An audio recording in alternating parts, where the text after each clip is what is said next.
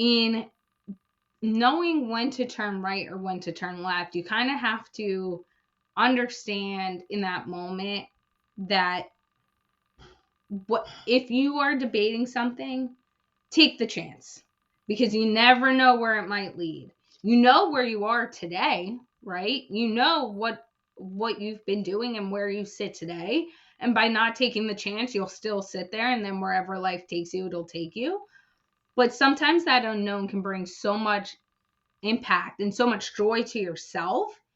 Join me, Jeremy Swick, on Into the Unknown, a podcast that delves into the personal journeys, stories, and experiences of individuals across diverse professions. As a historian by trade, I firmly believe that our personal histories shape our present and offer valuable insights into our paths ahead. With that being said, let's get into it. So today, I am joined with my good friend, Olivia Atkin. Olivia, how are you doing today? I'm doing great. I'm so excited to be on and being able to have this great conversation with you. I'm such a big believer in networking, and would you mind explaining just kind of how we got connected? So we got connected through one of my good friends, Marcus Ogden, who me and him are very much in the same realm, just like you, with podcasting and bringing different messages to different individuals. And he had talked with you, and then he was like, you definitely got to be on the show. Let's connect. And I was like, okay, let's do it. And that's how we ended up here today. And we talked about it before recording, is just that when you have someone in your network that connects with you, it's kind of that instant badge of approval, which is always really exciting. You get excited to talk to someone you admire or trust already kind of vetted, if that makes sense. Oh, 100%. And I always say that with what I do and trying to advise other people of understanding your name holds weight and what value do you bring to your name and the people that are in your circle. Networking is so important, but also understanding that who you are and what you bring to the table. And then if you are going to, in this case, like kind of introduce to connections, the person, for example, me being on your show, Marcus had to know that I was going to be a good fit, right? Because if I wasn't going to be a good fit, or I was a no-show, or whatever it might be, not only is that ending up ruining my reputation in a way and the possible connections we can be having, but it also ends up hindering the way Marcus is viewed. So it can be just as important to understand when you do put your name on the line and do those kinds of introductions, like you say, it's that badge of approval in knowing that you bring value and the people that you recommend bring value too. So you don't want to just throw names out there either. When I was working in museums, it was one of those things that, for me, if I put my name on an exhibit, I wanted it to be done to the best of my abilities, because not only are you representing your institution, which is important, but at the end of the day, I'm leaving that institution at some point, and you always want to make sure where your name is put, it's something that holds value and respect. Oh, of course. And it's one of those things too, that you leave a legacy wherever you go, right? And that's really what we talk about here. And understanding that no matter your environment, you leave a mark. So what is that mark you want it to be? Let's jump into it. I want to know your comic book issue origin story, episode number 1. So for me, I think it really started when, I grew up playing sports until I was a swimmer and was training multiple times a day until I was about 9 years old. And then that was, I think, looking back, a real pivotal time, because at 9 years old, I was diagnosed with epilepsy, a rare form of epilepsy, but it ended up causing me not to be able to swim anymore. You go from, I kind of put it in the view of, I had a lot of friends, you were the popular kid, you kind of knew what was going on. Going from that to no one, especially at 9 years old, no one knew what epilepsy was. We're also talking almost 20 years ago. I'll be 29 shortly, so really almost 20 years ago. There's not as much information even now about it, where people know about it. Imagine 20 years ago and having a rare form of it. So at 9 years old, when kids are seeing you have a seizure, they don't know what's going on. You quickly kind of lose friends and people get biases of what's happening. So for me, during that time, still as a kid and not fully understanding what was going on, or why now you're being looked at differently, or why now you need an aide in your classroom. It was really starting to understand that everyone has a story, everyone goes through things, and you can make an impact without even realizing you're making an impact on someone. Fast forward years, my elementary gym teacher ended up transferring my freshman year to our local high school. And I was very close with him in elementary school. My family was very close with him. And at that point, my seizures had stopped. They were totally under control. Towards the end of my middle school years, I tried a few sports, but nothing gave me that passion anymore. And he had a conversation with me going into my freshman year of, hey, I'm going to be, at East, Cherry Hill High School East, which is my alma mater, and we need a wrestling manager. Why don't you come be the manager? And it was taking the love of sports and interacting with people and knowing I was going to be in a safe space because I knew him and I was going to be comfortable. And so I decided to do that. And did that, and then ended up that same year doing really well in it, really enjoying it, being able to manage athletes and, build friendships and understanding different aspects of sports. And then by spring, I ended up also becoming the manager of lacrosse. By the end of my sophomore year, the other coaches were like, whoa, why isn't Olivia a manager for us? So now by the time I graduated, I was the manager of my high school's wrestling, lacrosse, baseball, and I helped out with football as well. And that kind of led me into, when I went to my university, my alma mater, Quinnipiac University, having the conversation and that door open to manage 2 of their D1 hockey programs for both men and women. So I got to see that and experience that. And just understanding you have to be a go-getter, you have to put yourself in positions to grow. And I ended up interning during my college years at the New York Football Giants, one of my favorite organizations. They were wonderful to work for, and I will always enjoy those memories I have. They say once a Giant, always a Giant. It really is true. And they took me under their wing. I started in player engagement, working directly with players, and with my background at the time, I got in my degree in business management. I was still in school, but getting that degree and a minor in sports studies and law, but also understanding the management part of sports already, I was able, while doing that, I was getting certifications in HR and project management. I was able to enter different rooms, right, as we might call them. So I started in player engagement, but then when HR and legal needed someone, they knew they could rely on me, and I was always there and willing to put in the work and learn. I got seated at those tables to be able to get that experience. I ended up working PR for them for almost 6 years, their game day staff, and managing different athletes along the way. And through that, I got a lot of experience, a lot of great, as I call them, family at this point, because you really connect with players and understand their experiences when you're kind of in that realm and working closely with them. So I've gotten a lot of friendships out of my time there, and then growing and going back to school and understanding that one of the things I love so much about sports was seeing all the moving pieces, whether you're a player on the field or that front office, and how it all combines together to really bring a game, in that example, to not just the players, but have them perform and bring that camaraderie, that community to the fans, which is really important, is building that community. And I went on to get my MBA. I went back to school in 2019 and I got my MBA,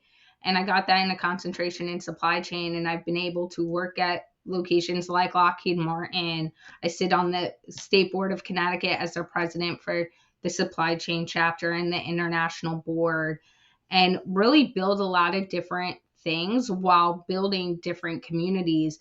But for me, the long answer to that is I think it really all pivoted and my viewpoint changed going through that one experience when I was younger, to really see that no matter what's happening behind closed doors, you can always be working towards something, and you can always put your foot forward and also have compassion for other people, because you never know what the person next to you is going through. Olivia, I love that you mentioned that, especially pivoting. I think so much in life, we just, whether we realize it or not, we just keep making the next right decision. We don't really know the outcome, but we just keep doing what we feel or think is best. Oh, for sure. And I try to tell people that all the time. You never know the decision you make today. And as you say, pivot is going to affect what you're doing 3 years from now, 5 years from now, 10 years from now.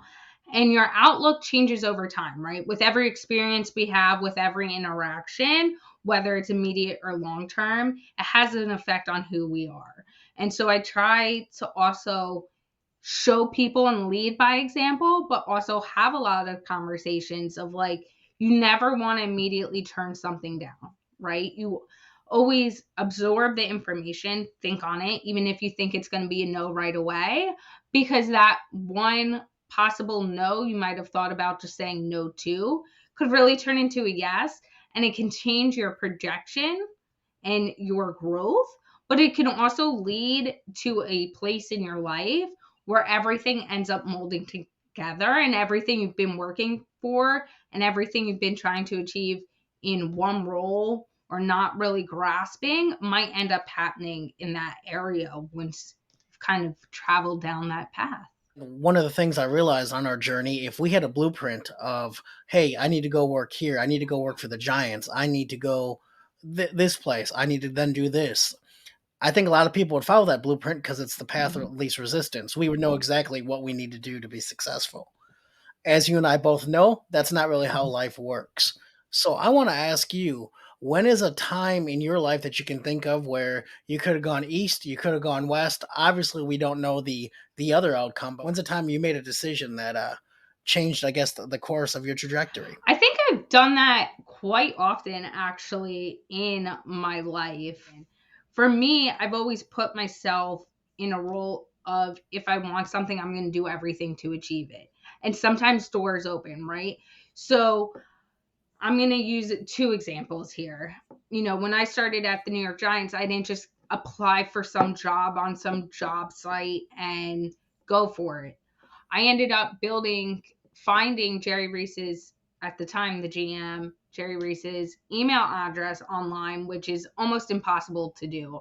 To be honest, I don't even remember how I did it, so I can't even tell people, like, if you want to figure out anyone in any sports team, this is how you do it. But I ended up finding his email, and it was actually the end of my freshman year. And I found his email and emailed him about just learning more about what he does and what the Giants do and what the organization is about, because I wanted to work in professional sports.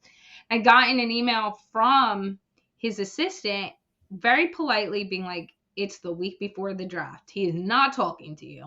Like, what are you thinking? And I built a relationship with her via email for almost a year, of just talking and checking in and not needing anything. And she ended up, during that time, connecting me with Charles Way, who was the head of player development at the time for the New York Giants. And we had a conversation.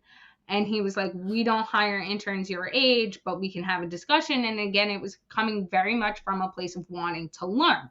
Not necessarily get a job, but wanting to learn. And by the end of it, he ended up asking for my resume. Kept building relationships for about a year. And when the next year came, my sophomore year, I kind of brought up, potentially, is there anything open? Do you know anyone who can have a conversation again? And Jerry Reese's assistant connected me with some people. And one of them, Ethan Medley, who is an amazing individual, he decided he would have an in-person kind of mock interview for me in person. And just really, I can get a flavor of what it's like and get that experience, but understand that's all it was. And he took me in, we had lunch at the New York Football Giants. One of the amazing things they do is everyone eats lunch at the same time. So I go in for this interview and I sit down and you're in a room. Now, mind you, who brought me into the cafeteria? So you're in a room at that time with Odell, with Eli, with Mr. Mara, with everyone. And we have our interview right there during lunch. And then by the end of it, he was like, you know what? I don't have anything open. But I think player development might have something open, and I think you might be a good fit. I'll pass it along, and if they decide to call you, they decide to call you. And obviously, I ended up having that interview and getting hired by David Tyree, who had taken over player engagement at that time. And I got to work with him and then building things. So for me, even that pure example of not knowing where things might go, it was very even along that journey of you can just say no and close the door, and it's an impossible task. And a lot of people were like, you're not going to end up even talking to any of these individuals. And I made that happen. We fast forward years, and my company, Achieving Success LLC, our company launched November 1st, 2022. And the only reason I think at this point, or possibly ever, my company would have launched is because almost a year prior, about 8 months prior, I was approached while working for Lockheed Martin. I was also a professor and sitting on a few nonprofit state boards. I was approached by a publishing company, Kindle Home Publishing, who was looking for someone to write a book on career development. And they had heard me speak. They'd seen everything I was doing and the impact I was making, and they wanted to have a meeting with me. And at first, it was that I'm not a writer. I never thought of myself as a writer. And I don't think this is something I would ever do, but it's that moment of you can either go right and say yes to even the phone call, or you can go left and keep doing everything I was doing. Again, I was working full-time for Lockheed Martin, teaching and running a few non-for-profits. So I was good. My plate was full. And I decided to have the conversation. It wasn't going to be a yes. It wasn't going to be a no.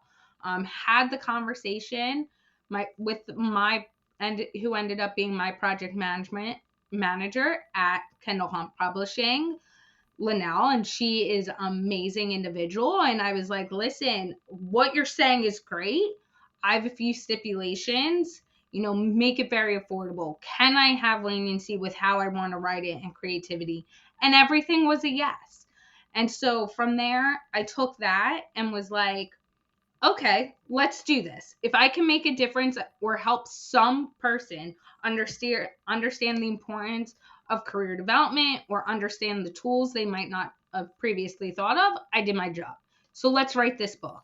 The book was originally going to be published December 2021. We ended up publishing July 2021. So I signed my contract the end of March, and within like 3 months, the whole book was written and published. And during that process, we worked really good as a team and understanding the moving pieces. And the day I got my first copies of the book, I called the team, my editor, everyone, thanked them. And on the phone, Linnell said, every time we talk to you, it's amazing to talk to you. You can connect with everyone. You have all these different journeys. You should really start a podcast. And I was like, no, do you understand how much time I have on my plate? Like, I have none.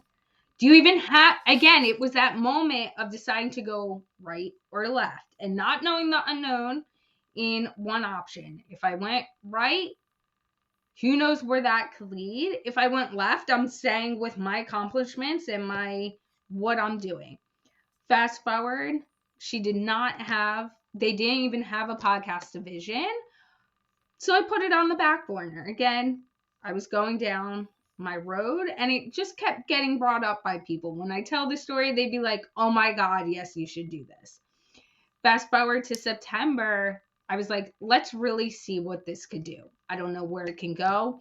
We ended up by November 1st launching and releasing our first episode of Achieving Success with Olivia Atkin, which within 20 weeks became the top 10% most listened to podcast in the world.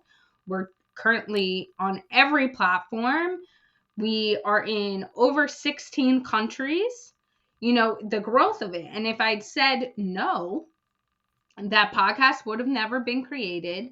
It wouldn't be making the impact it was making. In the process of creating the podcast, I created the coaching and consulting aspect and the overarching company Achieving Success, which by this past April ended up becoming my full-time job. So now I get to make an impact on so many people's lives and see the difference I'm making, talk to people and connect with people from all over the world. We've had guests on from all over the world and connections like yourself that I might not have even met prior to starting this. So in knowing when to turn right or when to turn left, you kind of have to understand in that moment that if you are debating something, take the chance, because you never know where it might lead. You know where you are today, right? You know what you've been doing and where you sit today. And by not taking the chance, you'll still sit there, and then wherever life takes you, it'll take you. But sometimes that unknown can bring so much impact and so much joy to yourself.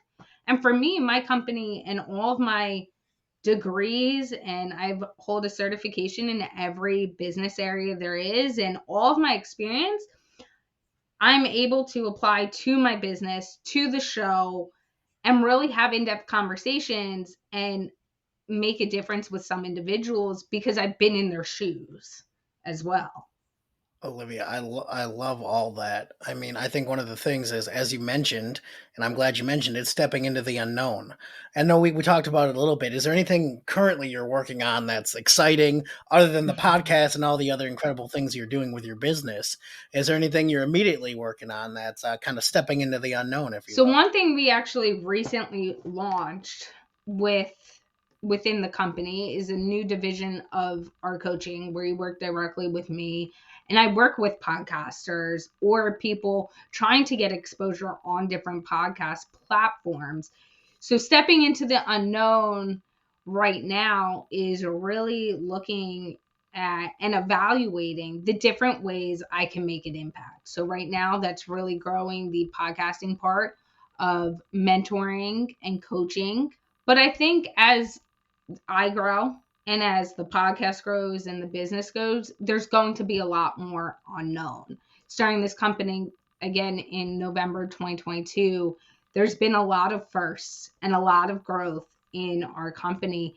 So I lean into the unknown. I'm a big advocate of just leaning into it because all those small decisions end up impacting you and making a small decision become a big decision. Well, Olivia, I want to thank you so much for taking the time to talk with me. Where can people find more about you, your company? I would love to learn more. So you can find me on LinkedIn. My personal LinkedIn is Olivia Atkin. We're on every platform for the business. So TikTok, LinkedIn, Facebook, Twitter, Instagram, you name it. We have a _ achieving success is our handle on all of the platforms. You can personally email me at olivia.atkin@achieving-success.com, or you can go to my website, achieving-success.com. Awesome. Olivia, thanks so much again. I really appreciate Thank you it. for having me on. That was another fun episode of Into the Unknown. I truly appreciate you taking the time to listen. And if it provides you any value or entertainment, I would love if you shared it with others, liked, subscribed, and really just help the podcast grow. Again, tell a friend, tell a foe, just anyone who might enjoy hearing some stories of people's own journeys and what got them to where they are today. Till next time.